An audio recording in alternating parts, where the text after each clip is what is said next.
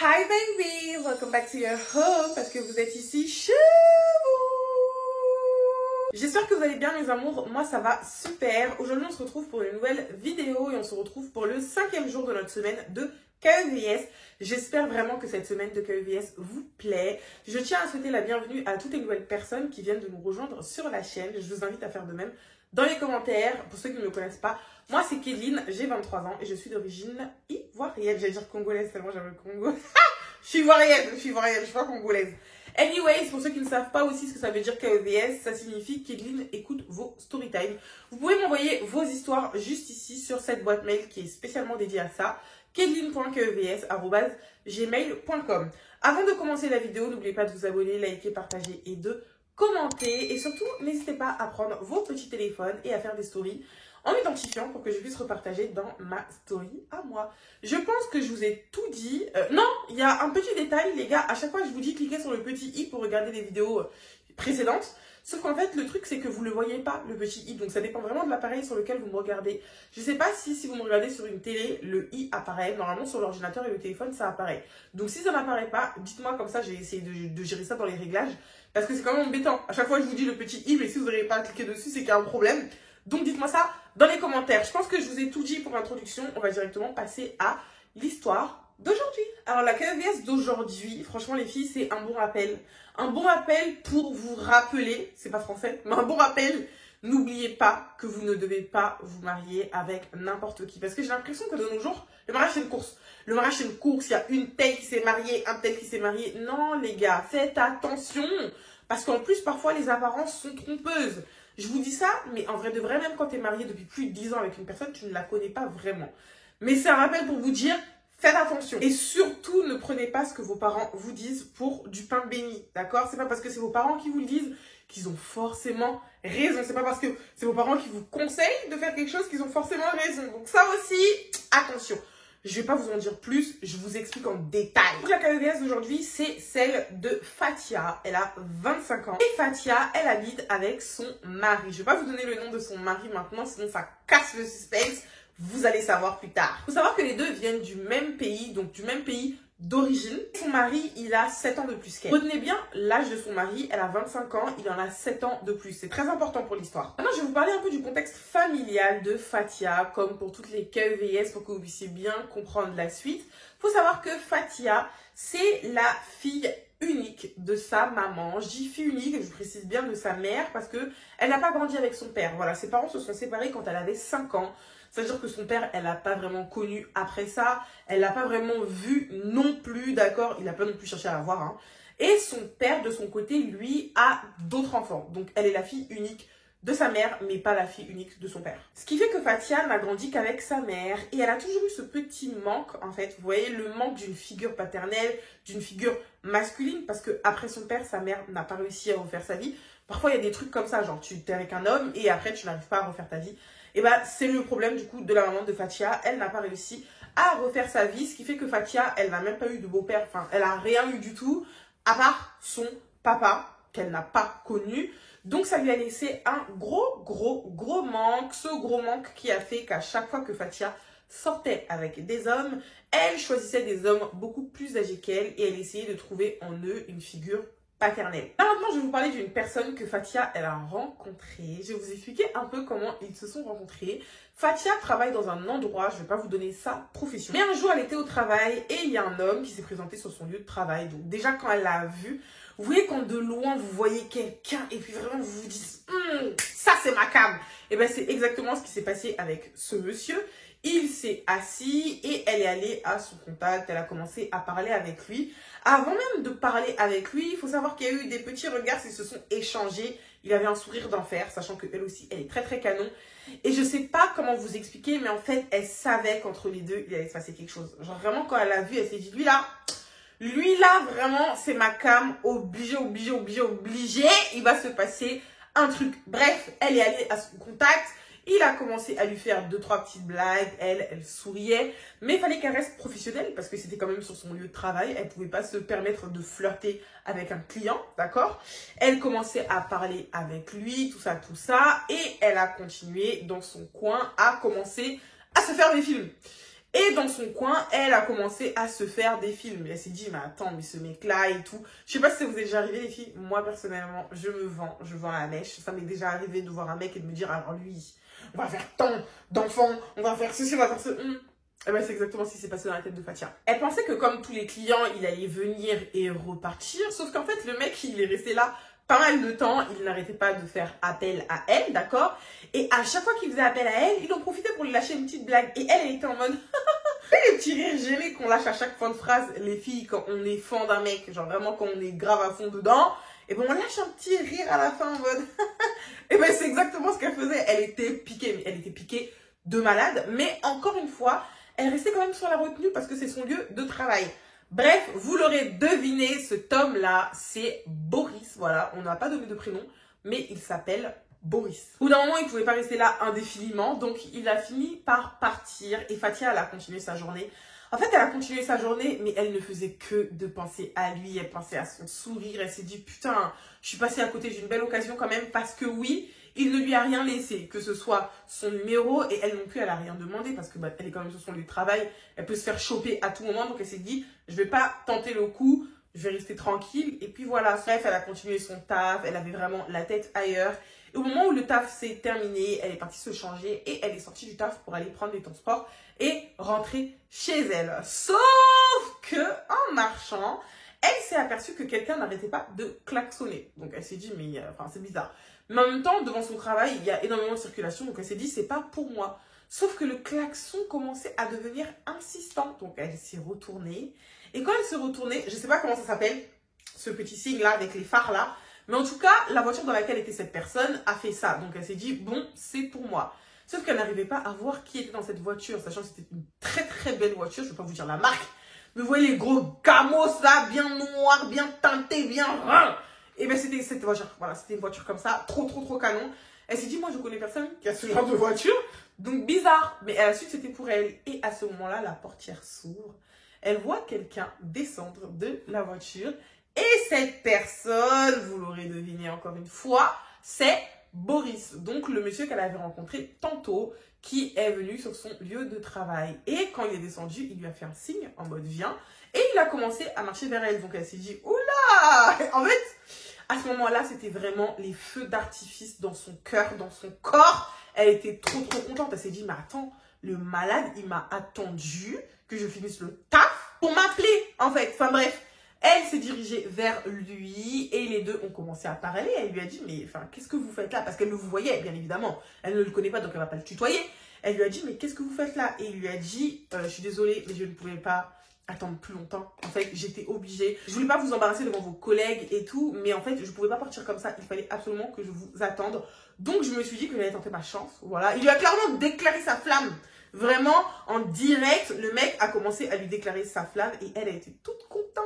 Bref, il a commencé à lui faire plein de compliments. Vous êtes très belle, vous avez de beaux yeux, vous avez un beau sourire. Bref. Il a commencé à lui montrer qu'il était vraiment en kiff sur elle. Et elle n'a fait que rougir. Voilà. Elle était trop happy. Et il lui a demandé, oui, enfin, vous allez rentrer chez vous, quel moyen de transport vous prenez, tout ça. Elle lui a dit, ben, moi, je m'apprête à prendre le métro et tout. Ma voiture, elle est tombée en panne. Et il lui a dit, si vous voulez, je peux vous déposer chez vous. Bien évidemment, elle a accepté parce que pour elle, plus elle passait de temps avec lui, mieux elle était. Voilà. Elle voulait vraiment profiter parce qu'elle s'est dit dans sa tête, j'allais plus jamais le revoir, en fait. J'allais plus jamais le revoir. Elle était vraiment trop contente. Donc, le mec, elle est montée dans sa voiture. Il l'a déposée chez elle. Et pendant tout le trajet, ils n'ont fait que discuter. Elle n'a fait que rigoler. Elle était vraiment aux anges. Une fois arrivée chez elle, elle descend de sa voiture. Et en même temps, je vous ai même pas précisé parce que ça, c'est très important. Le gars sentait bon. En tout cas, c'est ce qu'elle m'a dit. Elle a dit qu'il sentait mais vraiment une odeur. Elle était aux anges. C'est vraiment un truc qui l'a marqué de fou. Et quand elle était dans la voiture, elle se disait, mais putain, mais le mec, il a le pognon, en fait. Il a le fric, il a l'argent, il a les sous. Elle était trop contente. Bref, il l'a déposée chez elle. Et quand elle est montée, vu que je ne voulais pas préciser encore une fois, mais elle habite encore avec sa mère. Voilà, elles ont vraiment du mal à se détacher, toutes les deux. Elle a 25 ans. Bon, après 25 ans, tu peux encore être chez tes parents. C'est pas une fatalité. Mais bref, elle habite encore chez sa maman. Et quand elle est montée, elle a directement commencé à expliquer à sa mère, oui, j'ai rencontré un gars trop beau, il était venu au taf, il est comme ci, il est comme ça. Bref, elle a commencé à tout raconter à sa maman parce que vraiment sa maman, c'est sa confidente. Quand elle a commencé à raconter ça à sa mère elle avait un grand sourire sur le visage parce que Fatia, elle a connu énormément de déceptions amoureuses. Donc sa maman, elle était contente pour elle. Bref, je vous passe les détails de leur conversation. Mais le lendemain, Fatia est retournée au travail. Il faut savoir qu'à partir de ce jour-là, Boris ne faisait que de venir sur son lieu de travail. Il était H24 là-bas. Donc le lendemain, ils ont échangé leur numéro de téléphone. Après, il faisait que de venir encore une fois sur son lieu de travail. Et après ça, les deux ont commencé à fricoter. Voilà, ils fricotaient, ils se voyaient de temps en temps. Mais ils n'avaient pas vraiment mis de mots sur leur relation. Les deux se voyaient tout simplement. Sauf qu'en fait, d'un côté, la mère de Fatia lui disait fais attention. Et d'un autre côté, elle lui disait ma belle, si tu vois que le mec, il est bien, bah laisse-lui tenter sa chance. Fatia, elle appréhendait un peu. Mais elle s'est dit, vas-y, je vais laisser passer toutes les déceptions amoureuses que j'ai eues avant. Ça se trouve, le mec, en fait, il est même pas comme les autres. Donc, elle s'est dit, je vais lui laisser sa chance. Et c'est à partir de ce moment-là que les deux se sont mis ensemble. Faut savoir que Boris, c'est le genre d'homme, quand tu es avec lui, il te fait des cadeaux à toi, d'accord? Mais il veut aussi mettre dans sa poche les membres de ton entourage. Ça veut dire que quand il voyait les copines de Fatia, il leur offrait des choses. Quand il voyait la mère de Fatia, il lui donnait des sous, il lui faisait des cadeaux. Du coup, la mère de Fatia, elle est en mode, ma fille, lui là, ton mari, il est bien. Je sais pas si vous avez la ref, s'il vous plaît, ayez la ref. Mais en tout cas, il lui faisait comprendre que, ah, ma chérie, franchement, le gars que tu fréquentes là, c'est un gars bien et tout. Si tu vois que, parce que oui, il avait déjà parlé avec la mère de Fatia, vu qu'il l'a rencontrée, et il lui avait dit, moi, j'aimerais bien marier votre fille, j'ai envie de faire les choses bien avec elle. Donc, sa mère, elle a dit, écoute, si tu vois qu'il est vraiment insistant en ce qui concerne le mariage et tout là, ma belle, fais pas la meuf difficile. De toute façon, le gars, il s'occupe bien de nous, il s'occupe bien de moi, il fait sortir tes copines et tout. Sois bien avec lui aussi. Si tu vois qu'il veut demander ta main, commence pas à chipoter, dis oui. Et là, j'espère que vous vous souvenez de ce que je vous ai dit en début de KEVS. J'espère que vous vous souvenez. Je vais pas répéter la phrase, mais j'espère que vous vous souvenez. Du coup, Fatia, en fait, elle se retrouvait un peu bloquée. Parce qu'elle s'est dit, en fait, le gars, il se comporte bien avec moi. Il est bien avec mes copines. Toutes mes copines l'aiment. Ma mère, elle l'aime. Qu'est-ce que je dois faire? Parce qu'il devenait de plus en plus insistant avec le mariage, j'ai envie qu'on fasse des choses bien, j'ai pas envie qu'on continue à se fréquenter comme ça parce que tous les deux sont religieux, voilà. Et il lui a dit, moi je vais te marier, mais elle était en mode non, j'ai envie qu'on prenne notre temps. Pas non, mais elle lui faisait comprendre que voilà, je veux qu'on prenne notre temps, pas tout de suite. Avec la pression, entre guillemets, que son entourage lui mettait. Un jour, Boris a demandé sa main et Fatia a accepté, les deux se sont mariés. Là, on va faire une chute libre, les gars. Vous voyez comment je dis chute? Eh bien, c'est vraiment une chute. Parce que vraiment, elle a fait une chute. Écoutez la suite de l'histoire, vous-même, vous allez comprendre. Les deux se sont mariés. Ça se passait bien. Ils lovaient. Ils ont voyagé parce que Boris, il a l'argent. C'était pas juste des semblants. Le mec, il a vraiment des thunes, d'accord? Il faisait voyager la mère de Fatia. Il a même essayé de faire en sorte de rentrer en contact avec le père de Fatia. Sauf que la mère de Fatia et Fatia elle-même n'étaient absolument pas d'accord. Voilà, elle ne voulait pas. Elle voulait pas. Donc, il n'a finalement pas fait. Au début, Fatia, elle était contente pour ce mariage. Sauf qu'elle est très très vite tombée. Voilà, je vous ai dit la chute tout à l'heure. Elle a fait une chute du 143e étage. Ne me demandez pas pourquoi 143. Je sais pas, j'ai trouvé un chiffre au hasard. 143e étage. Je ne vais pas passer par 4 chemins. On va rentrer dans le vif. D'accord? Boris a complètement changé de face. Le mec, il est passé de pile à face. Il est devenu bizarre avec elle. Faut savoir qu'elle avait déménagé, donc elle avait habité avec personne avant ça, même pas toute seule avant de se marier parce qu'elle était restée avec sa mère. Elle n'a connu aucun autre foyer que celui de sa maman. Quand ils se sont installés ensemble avec Boris, elle est partie s'installer chez lui. Ça, les filles, je vous en parlerai plus tard, mais habiter dans une maison qui est la maison de votre homme, la maison de votre mec, moi, je trouve pas que ce soit une bonne idée. C'est mieux, vous prenez un truc, vous repartez à zéro tous les deux, mais va pas habiter chez lui. En tout cas, c'est ce que moi, j'en pense, d'accord? Elle est partie habiter chez lui. Sauf qu'en fait, le gars, il avait vraiment juste besoin d'une ménagère ou d'une dame de compagnie, je sais pas comment dire. Elle faisait à manger, en fait, elle faisait tout pour lui. Voilà, elle faisait tout pour lui. Et le mec pouvait passer des 3, 4, 5 jours sans rentrer à la maison et sans lui donner aucune nouvelle. Je ne sais pas si vous vous rendez compte, pour un jeune couple de mariés, des personnes qui viennent à peine de se marier, je trouve que c'est grave. Voilà, je trouve que c'est grave. Mais c'est pas tout. Il a demandé à Fatia d'arrêter de travailler. Je ne sais pas si ça vous rappelle une KEVS. souvenez-vous bien, d'accord? Il y a une abonnée à qui c'est déjà arrivé, mais là, c'est encore plus extrême. Hein. Franchement, ce qu'il lui a fait, c'est... Bref, il lui a demandé d'arrêter de travailler, ok? Elle a arrêté, voilà. Parce qu'en vrai de vrai, le mec, il était blindé. Il lui donnait tout ce qu'elle voulait. Mais ce qu'elle n'a pas compris, c'est qu'en faisant ça, il essayait de couper sa liberté, d'accord? Elle devait arrêter de voir ses copines. Si ses copines voulaient la voir, c'était chez elle. Elle ne pouvait pas sortir pour voir ses copines. Fatia, au début, elle se disait, bon, peut-être qu'il est jaloux, mais ça devenait un peu trop. Voilà, ça devenait trop. Il essayait vraiment de la couper de tout le monde. La seule personne avec qui elle pouvait rentrer en contact, c'était sa mère. Elle ne pouvait pas aller faire du shopping toute seule. Elle n'avait plus le droit. Et les gars, franchement, dinguerie. Je vous avais dit que Fatia, elle avait une voiture, sa voiture est tombée en panne. Il lui a acheté une nouvelle voiture avant que les deux se marient. Sauf qu'elle n'avait pas le droit de conduire. Elle n'avait pas le droit de conduire sans lui. Je ne sais pas si vous vous rendez compte, mais c'est une folie. Après ça, elle s'est rendue compte que le mec la trompait ouvertement parce qu'au bout d'un moment, il a arrêté de se cacher et il lui a dit, écoute, toi et moi, on est mariés. Qu'est-ce que tu veux faire? En vrai de vrai, j'ai le droit, je vais pas dire, j'ai pas envie de stigmatiser nos religions. Franchement, j'aime pas faire ça. Mais il lui a dit, écoute, j'ai le droit, en fait, de fréquenter d'autres femmes. Donc, t'as pas d'autre choix que d'accepter. En vrai de vrai, là, tu peux rien faire d'autre que accepter. Fatia, elle était au bout du bout. Donc, elle en a parlé avec sa mère. Sauf que sa mère lui a dit quoi? Ma chérie, parce que sa mère, elle est vraiment très, très vieux jeu. Hein. Ma chérie, c'est ton mari. Franchement, il s'occupe bien de moi. Il s'occupe bien de tes copines. Il s'occupe bien de toi. Je sais pas pourquoi j'ai pris cet accent. Mais elle lui a clairement dit, écoute, c'est ton mari, tu l'écoutes. Voilà, s'il te dit de pas faire, tu fais pas.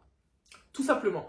Donc, Fatia se retrouve dans une situation où elle est vraiment bloquée. Parce que déjà, elle aimerait partir. Elle aimerait partir de ça. Mais si elle part, c'est chez sa mère. Elle sait que sa mère n'acceptera pas qu'elle quitte Boris. Et elle-même, elle a peur, en fait, de quitter Boris. Pas qu'il est violent avec elle, mais il est tellement imprévisible qu'elle ne sait pas comment il va réagir si elle décide de mettre fin à cette union. Parce qu'ils se sont mariés. C'est pas juste fin à cette relation.